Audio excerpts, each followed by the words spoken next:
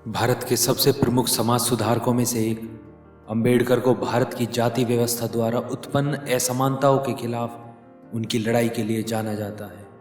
एक दलित परिवार में जन्मे अंबेडकर अपने समुदाय के शोषण और भेदभाव को देखते हुए बड़े हुए, जिससे उन्हें समानता के लिए आजीवन धर्म युद्ध शुरू करने के लिए प्रेरणा मिली। बाबा साहेब की पहचान एक न्यायविद, अर्थशास्त्री, राजनीतिज्ञ और समाज सुधारक के रूप में रही है। वह संविधान निर्माता और आज़ाद भारत के पहले कानून मंत्री थे। उनके कुछ अनमोल विचार इस प्रकार हैं। राजनीति में हिस्सा न लेने का सबसे बड़ा दंड यह है कि अयोग्य व्यक्ति आप पर शासन करने लगता है। एक विचार को प्रसार की उतनी ही आवश्यकता होती है जितनी कि एक पौधे को पानी की आवश्यकता होती है, नहीं तो दोनों मुरझाएंगे और मर जाएंगे।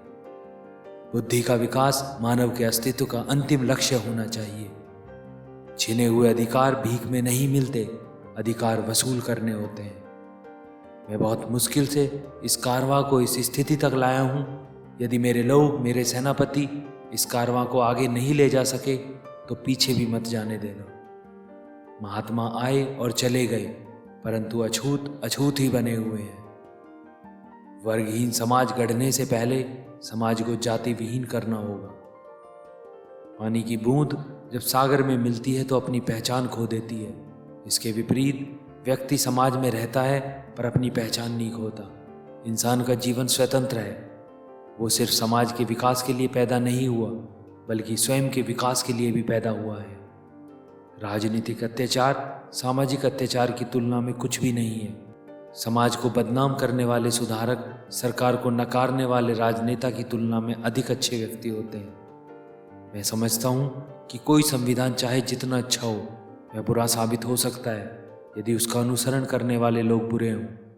एक संविधान चाहे जितना बुरा हो, वह अच्छा साबित हो सकता है यदि उसका पालन करने वाले लोग अच्छे हैं। राष्ट्रवाद तभी औचित्य ग्रहण कर सकता है जब लोगों के बीच जाति, नस्ल या रंग का अंतर भुलाकर उनमें सामाजिक भाईचारे को सर्वोच्च स्थान दिया जाए। जो कौम अपना इतिहास नहीं जानती है, वह कौम कभी इतिहास नहीं बना सकती।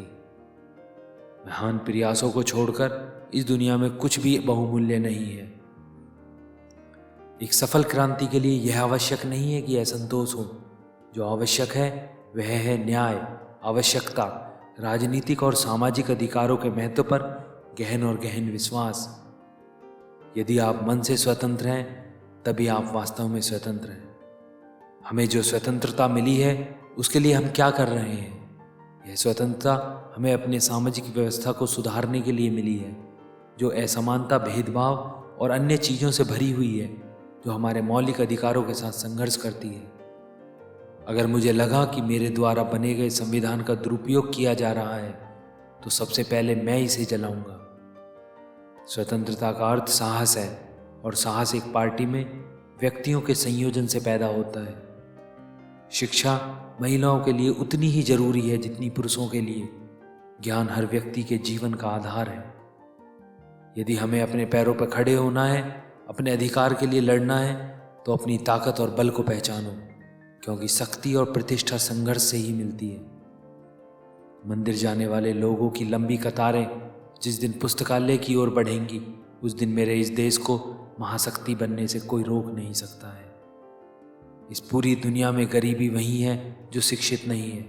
इसलिए आधी रोटी खा लेना, लेकिन अपने बच्चों को जरूर पढ़ाना।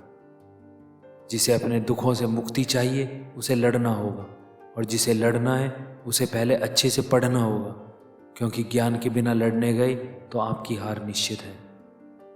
समाज को श्रेणी विहीन और वर्ण विहीन करना होगा, क्योंकि श्रेणी ने इंसान को दरिद्र और वर्ण ने इंसान को दलित बना दिया है।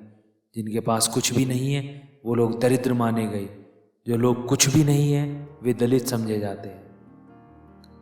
संविधान केवल वकीलों का दस्तावेज नहीं है, बल्कि यह जीवन जीने का एक माध्यम है। एक इतिहासकार सटीक, ईमानदार और निष्पक्ष होने चाहिए। मेरी प्रशंसा और जय जयकार करने से अच्छा है मेरे दिखाए गए मार्ग पर चलो। भाग्य से ज़्यादा अपने आप पर विश्वास करो।